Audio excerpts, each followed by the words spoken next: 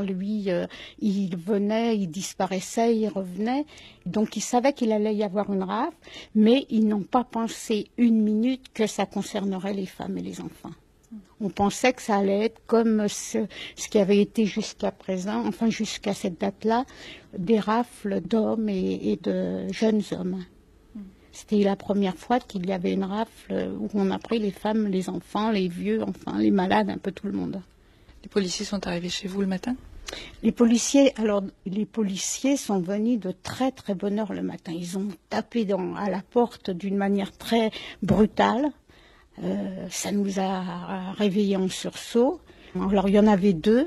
Et puis, ça a été tout de suite une atmosphère de pagaille, de tiroirs ouverts, de précipitation. Je me souviens que j'ai eu pendant des années et des années que je cachais une terrible honte parce que j'avais beaucoup d'admiration pour ma mère. Elle avait 33 ans à l'époque, qui avait une certaine autorité.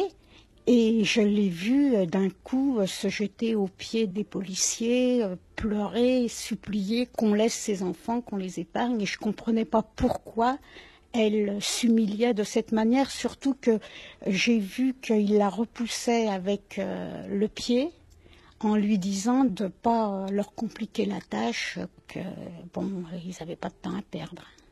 Ça m'avait énormément frappé, cette violence d'un coup, et puis même par la suite au Veldiv, c'était la première fois que je voyais des adultes en état d'infériorité. C'est assez violent comme impression pour un enfant, un jeune enfant.